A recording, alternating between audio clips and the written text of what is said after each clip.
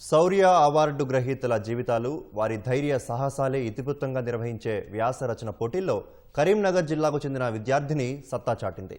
స్ఫూర్తిదాయకమైన జీవిత గాథల గురించి అవగాహన కల్పించడంతో పాటు దేశభక్తిని పెంపొందించేందుకు రక్షణ శాఖ, విద్యాశాఖ సంయుక్తంగా వీర్ గాథ ప్రాజెక్టు 5.0 అనే కార్యక్రమాన్ని నిర్వహించాయి.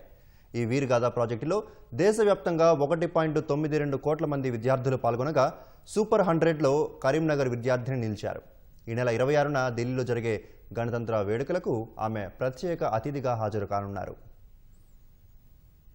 గణతంత్ర దినోత్సవంలో భాగంగా గ్యాలంట్రీ అవార్డు గ్రహీతల జీవితాలు, వారి ధైర్య సాహసాల గురించి విద్యార్థులకు అవగాహన కల్పించేందుకు వీర్ గాథా ప్రాజెక్టును కేంద్రం చేపట్టింది. గతేడాది సెప్టెంబర్ 8 నుంచి నవంబర్ 10 వరకు రక్షణ శాఖ, విద్యాశాఖ సంయుక్తంగా వీర్ గాథా 5.0 కార్యక్రమం నిర్వహించాయి. ఇందులో దేశవ్యాప్తంగా ఉన్న సిబిఎస్ఈ పాఠశాలల నుంచి 1.92 కోట్ల మంది విద్యార్థులు పాల్గొన్నారు. ఇందులో 100 మంది ప్రతిభావంతులు విజేతలుగా ఎంపికవగా అందులో కరీంనగర్లోని పారామిత పాఠశాలకు చెందిన 9వ తరగతి విద్యార్థిని ఎన్ఎం కృతి ఉన్నారు. ఈమె గణతంత్ర దినోత్సవం రోజున ఢిల్లీ కర్తవ్య పథ్లో జరిగే పరేడ్లో పాల్గొననున్నారు.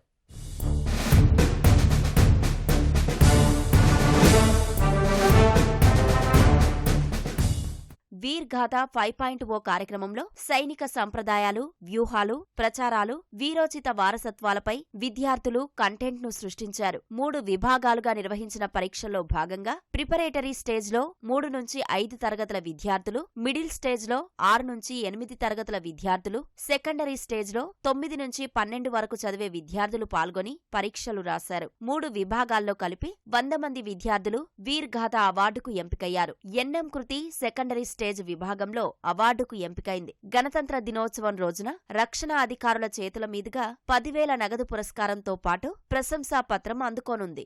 నేను నీర్జా బానోత్ అనే అమ్మాయి గురించి, తను ఒక ఫ్లైట్ అటెండెంట్.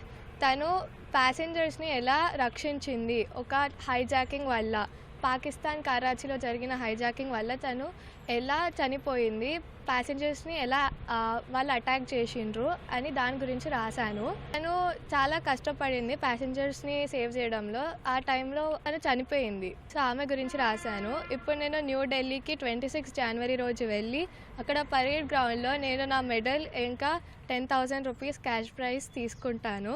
నాకు చాలా హ్యాపీగా ఉంది ఆపర్చునిటీ రావడం.